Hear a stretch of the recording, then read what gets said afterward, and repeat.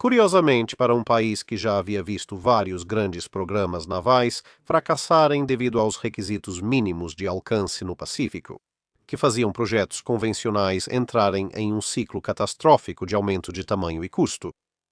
Ao fim da Primeira Guerra Mundial, exceto por alguns cascos experimentais, a Marinha dos Estados Unidos não tinha submarinos com mais de ou sequer perto de 1.000 toneladas de deslocamento, enquanto o Reino Unido e a Alemanha já haviam construído várias classes desse tipo. A construção imediatamente após a guerra havia começado em torno da classe S de 8.900 toneladas, mas como a produção principal dessa classe ainda estava em construção e sendo comissionada. Quando a década de 1910 virou para a de 1920, os submarinos de linha de frente mais modernos e avançados da Marinha dos Estados Unidos eram da classe R, com aproximadamente 575 toneladas, normalmente tripulados por cerca de 30 oficiais e marinheiros. Devido ao Japão ser a nova grande ameaça percebida pelos Estados Unidos, a divisão de submarinos 14 ou Subdiv 14, composta por 10 submarinos da classe R, pouco mais de um terço de toda a produção havia sido designada para a crescente base naval em Pearl Harbor, no Havaí. Apesar do crescimento significativo, a base ainda estava longe do que seria em 1941 e do que se tornaria até o fim da Segunda Guerra Mundial. No início da década de 1920, além dos submarinos, apenas embarcações de porto ou pequenos navios como barcos de patrulha estavam permanentemente estacionados lá, e algum navio ocasional que simplesmente não iria a lugar nenhum tão cedo, como o cruzador USS Chicago, da década de 1880, que havia sido transformado no quartel-general flutuante da Subdiv 14 pelo simples expediente de amarrá-lo na ponta de um pier próximo. No comando da Subdiv 14 do Chicago e do elemento submarino da base naval como um todo, estava um comandante, Chester Nimitz. E além de acumular 3 funções, ele também estava tendo que lidar com uma leve escassez de pessoal na primavera de 1921. Diante de uma falta específica de oficiais qualificados com experiência em engenharia, Nimitz pediu ao tenente Clark, o antigo comandante do USS R-14, que se juntasse temporariamente à sua equipe para supervisionar os reparos e a manutenção de toda a divisão de submarinos, o que deixou o R-14 sob o comando de seu imediato, o tenente Douglas, com apenas mais um tenente a bordo. Na segunda-feira, 2 de maio de 1921, o acontecimento mais emocionante era que um dos marinheiros do R-14 havia chegado ao fim do seu período de alistamento e estava sendo formalmente dispensado antes de caminhar a curta distância até o Chicago para começar a processar sua papelada de reengajamento. Ele estaria de volta a bordo como tripulante antes do horário do almoço. Porém, problemas surgiam em outro lugar. No fim de março, o rebocador de 1.000 toneladas USS Conestoga, embarcação civil do final do século XIX e início do XX, que havia sido incorporado à Marinha dos Estados Unidos alguns anos antes, havia deixado San Diego rebocando uma enorme barcaça de carvão destinada a reabastecer seu destino final, que era a Samoa Americana. Esperava-se, porém, que ela fizesse escala em Pearl Harbor no final de abril. Mas agora, já se passaram pouco mais de 24 horas do último horário em que ela deveria ter chegado e não há sinal dela, e todas as tentativas de contato por rádio falharam.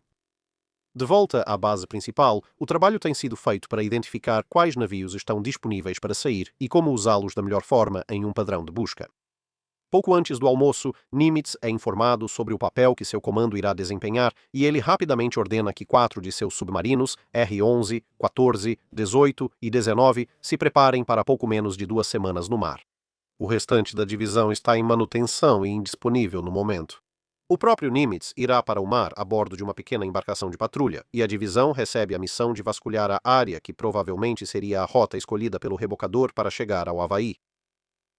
De repente, as engrenagens giram e de um dia calmo vira uma correria para levar comida, água e suprimentos aos submarinos. A R-14 tem, em teoria, cerca de 70% do combustível ao receber a chamada. Você diz teoricamente, porque, tecnicamente, seria preciso medir os 7 tanques de combustível para garantir que os níveis reais correspondam ao que o livro de registro indica que deveria haver ali, mas esse processo demorado é ignorado para poupar tempo.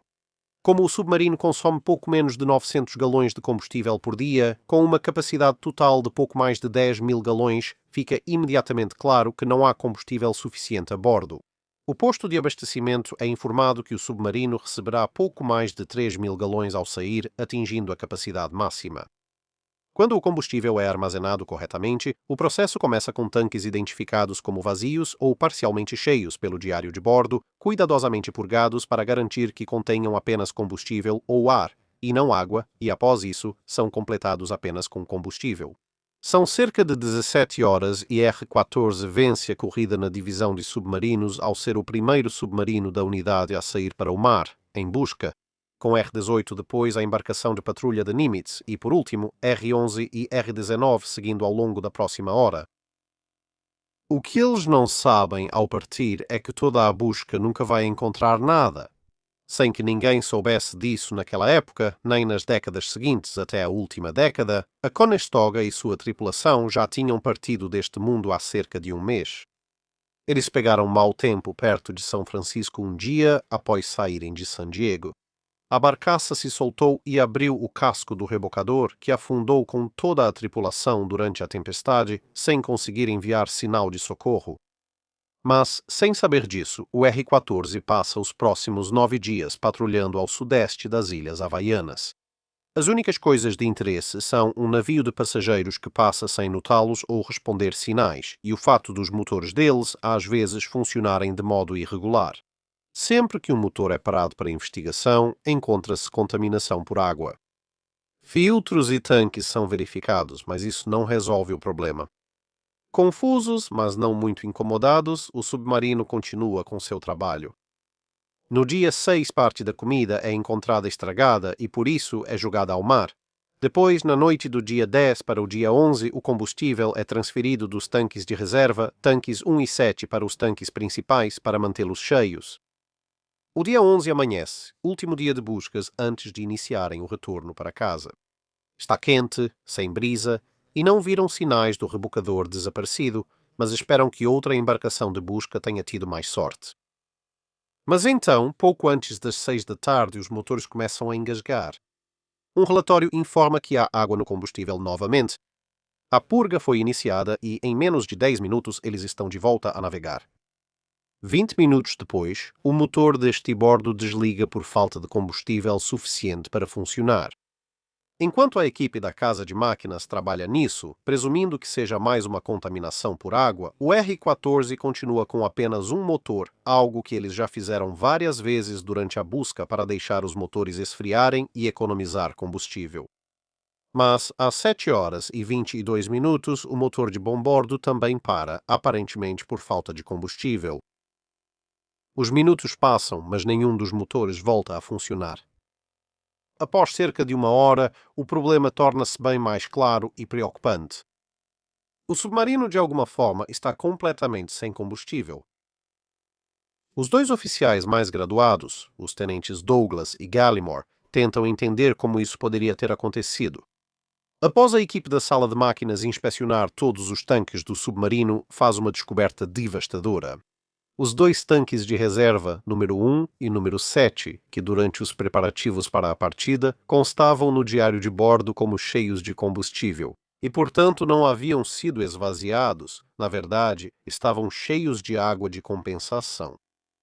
Isso não só reduziu em 2.700 galões a quantidade esperada de combustível a bordo, mas, na noite anterior, ao transferirem o que achavam ser combustível para os tanques principais, contaminaram gravemente o combustível restante, já que simplesmente bombearam muita água para dentro.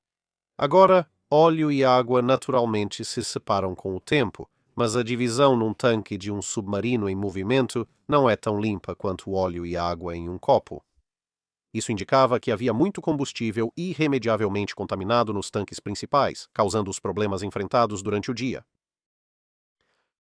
As baterias, porém, estavam totalmente carregadas. Por outro lado, eles logo percebem que o porto mais próximo, Hilo, fica a 225 quilômetros e a bateria não foi feita para esse alcance. Além disso, há vários itens no submarino, como as luzes, que usam as baterias e consomem ainda mais sua capacidade. Depois de alguns cálculos rápidos, os dois oficiais determinam que, mesmo se desligarem todos os sistemas do submarino, exceto o motor elétrico, eles o mantêm funcionando em velocidade de caminhada. Eles só vão chegar a cerca de 40% do caminho até Hilo antes de acabar a energia. Após avisar o suboficial encarregado do submarino sobre a situação, eles decidem inspecionar todos os tanques do sistema de combustível para tentar encontrar mais combustível. Enquanto isso, eles vão usar a bateria seguindo em direção à Terra e, se a busca por combustível não der em nada, vão ter que pedir ajuda pelo rádio. Há um pequeno vazamento de água salgada em um dos tanques de combustível, insuficiente para explicar os problemas atuais, mas quase suficiente para justificar os ocasionais problemas de contaminação por água durante a viagem. O problema maior é que, depois de inspecionar cuidadosamente cada tanque, eles chegam à conclusão de que, mesmo se retirarem cada gota de água minimamente turva de todos os tanques do submarino e deixassem essa água decantar por alguns dias, ainda assim só conseguiriam combustível suficiente para manter os motores principais funcionando por mais alguns minutos, o que obviamente não vai ajudar em nada. Eles concluem que é hora de usar parte da eletricidade para enviar um pedido de socorro por rádio. Mas agora acontece que tem algo errado com o rádio. Algo em algum lugar está aterrando o aparelho, então eles não sabem se as mensagens enviadas chegam à terra firme, também não recebem resposta. Os 6 tripulantes mais graduados se reúnem e discutem opções. Mesmo que seus sinais estejam sendo recebidos, a comida estragada que eles jogaram fora antes, combinada com o fato de que estão bem no final da busca, significa que no momento eles têm muito pouca comida e água potável a bordo. Mesmo que um rebocador fosse preparado agora, eles provavelmente ficariam sem suprimentos antes de serem encontrados ou chegarem à terra, mesmo rebocados. Alguém dos 6, não está registrado exatamente quem, sugere brincando literalmente velejar de volta para casa. Após alguns minutos, os 2 tenentes, ambos formados em Anápolis e treinados em navegação à vela, começam a considerar a ideia seriamente. E após alguma discussão, todos se dedicam a encontrar quaisquer materiais que possam ser usados para fazer velas e cordames. Diversas ferramentas, improvisadas ou reaproveitadas, são reunidas. Os kits de reparo de redes de dormir são bastante úteis para isso. Chega a hora de encontrar os materiais. Cordas e linhas leves são trazidas, junto com muitas redes de dormir, lençóis e materiais similares. A tripulação logo começa a trabalhar, montando uma vela com uma dúzia de redes de dormir. A lona é considerada o melhor material, e eles trabalham apenas à luz de lanternas para economizar energia. Os toldos, que normalmente são levados a bordo para proteger o submarino do sol quando está na superfície, teriam sido absolutamente perfeitos para essa função, mas na pressa de partir, eles foram deixados para trás. As vergas são feitas das armações dos beliches, desmontadas e parafusadas em configurações retas. E percebendo que uma vela só deixaria o curso instável, o mastro de recarga dos torpedos é trazido para formar o mastro de uma vela de proa, que, como já mencionamos, a primeira vela feita de uma dúzia de redes será usada para isso. O mastro de rádio, o item retrátil mais alto do navio, superando até os periscópios ao lado, é usado para içar a vela principal. Na manhã do dia 12, a vela de proa está pronta e içada, e ao meio-dia, uma brisa começa a soprar e um rumo é traçado à incrível velocidade de um nó. Alguém brinca que talvez os tripulantes mais fortes pudessem nadar até a popa e empurrar. Um dos chefes sugere que pode haver uma maneira de manter os níveis da bateria altos, desde que usem apenas a iluminação e a cozinha, e mesmo assim com muita moderação. Agora que estão em movimento, se desacoplarem os motores a diesel parados das 2 hélices, as hélices vão girar com a corrente. Isso fará com que os motores elétricos funcionem como dínamos e recarreguem lentamente as baterias. Essa solução é rapidamente implementada e, para economizar mais energia, o motor elétrico de direção é desligado, exigindo condução manual do submarino. Mas, assim como um carro cuja direção hidráulica falhou, isso exige muito esforço e, por isso, é montado um revezamento dos homens mais fortes do submarino para ajudar a mantê-lo no curso. Com a vela de proa pelo menos levando eles na direção certa, mesmo que devagar, os cobertores agora são costurados juntos para formar a vela principal. Mais beliches viram a verga superior e as varas de cortina dos oficiais, a verga inferior. Ao anoitecer, a vela principal é içada e a velocidade sobe para 1,5 nó. Exausta, a tripulação em sua maioria descansa durante a noite. Mas na manhã do dia 13, com o ponto mais oriental da maior ilha do Havaí surgindo à vista, os marinheiros decidem usar a lança do guindaste de carregamento de torpedos para criar um mastro de mezena. A terceira vela é feita com cobertores e armações de cama, sendo instalada em um soquete originalmente criado para um guindaste que auxilia na manutenção dos motores na parte traseira do submarino. No meio da tarde, o submarino agora é oficialmente um navio, já que possui 3 mastros e a velocidade aumentou para cerca de 2 nós. O restante do dia 13 então passa sem incidentes, mas o dia 14 é mais emocionante, com o submarino zigue-zagueando contra uma irritante corrente de um nó. Isso diminui pela metade a velocidade deles e obriga a reajustar as velas quando o vento muda de leste para oeste. Na manhã do dia 15, eles determinam que estão a apenas 25 milhas de Hilo, mas passando por uma área com muitos ventos e correntes contrárias, então decidem arriscar um acionamento de 4 minutos do motor elétrico de estibordo para forçá-los a entrar em águas mais abertas. Pouco depois de algumas gambiarras no rádio, eles conseguem enviar um sinal e logo o R-12 está sendo abastecido com rações duplas e combustível e enviado para encontrar e reabastecer o R-14. Por volta das 06 horas do dia 15, Hilo já está a bom bordo. Assim, velas, vergas e demais apetrechos são ordenados a serem levados para baixo. As baterias, ainda quase totalmente carregadas graças às hélices girando livremente, são usadas para o último trecho até Hilo com propulsão elétrica. A cerca de 3 a 4 nós, as últimas horas são usadas para entrar no porto e atracar ao cais comercial. A tripulação rapidamente procura um lugar próximo com comida quente e cerveja gelada e passa o resto do dia 15 se recuperando. Na manhã seguinte, o R-12 aparece e logo novos suprimentos e combustível estão sendo transferidos. Pouco depois das 11 da manhã, o R-14 parte de Hilo, agora com uma propulsão muito mais convencional, e por volta das 7 da manhã do dia 17, o submarino está de volta a Pearl Harbor, indo para a base de submarinos com muita coisa para explicar.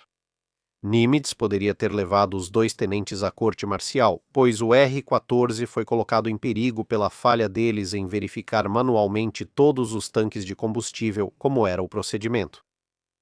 Mas, levando em conta a pressa que houve para colocar os submarinos na busca, assim como o desempenho deles em trazer o R-14 de volta para casa em segurança, Nimitz, em vez disso, optou por transferir o comandante do R-13 para assumir o R-14, o que também permitiu que ele mantivesse o tenente Clark em sua própria equipe.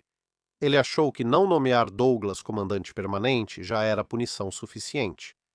Mas isso foi amenizado por uma carta de elogio que ele escreveu parabenizando Douglas por recuperar o submarino usando o método incomum de propulsão à vela. O tenente Gallimore viria a comandar o R-15 antes de se transferir para a reserva naval em meados dos anos 20. Ele foi convocado de volta na Segunda Guerra e reencontrou Nimitz perto do fim do conflito. Mesmo já sendo almirante da frota, Nimitz ainda lembrava de Gallimore e o cumprimentou pelo nome. O tenente Douglas passou a comandar o R-2, S-44 e S-38, permanecendo na ativa na Marinha, e na Segunda Guerra Mundial já era capitão de mar e guerra, responsável por um navio de apoio a submarinos. Mas depois ele foi transferido novamente e passaria a maior parte da guerra comandando os comboios de tropas extremamente valiosos, porém extremamente vulneráveis, que iam e vinham do norte da África. A própria R-14 permaneceria no Havaí pelo restante dos anos 20 como submarino ativo, antes de ser transferida para a escola de submarinos em Connecticut nos anos 30, quando a classe S a substituiu. No início da Segunda Guerra Mundial, ela foi transferida para Key West, Flórida, onde fez treinamentos e patrulhas anti-submarino. Ela foi finalmente descomissionada em maio de 1945 e seria desmontada no ano seguinte. É isso para este vídeo. Obrigado por assistir. Se tiver algum comentário ou sugestão de navio para analisarmos, deixe nos comentários. Não esqueça de comentar no post fixado para perguntas do Dry Dock.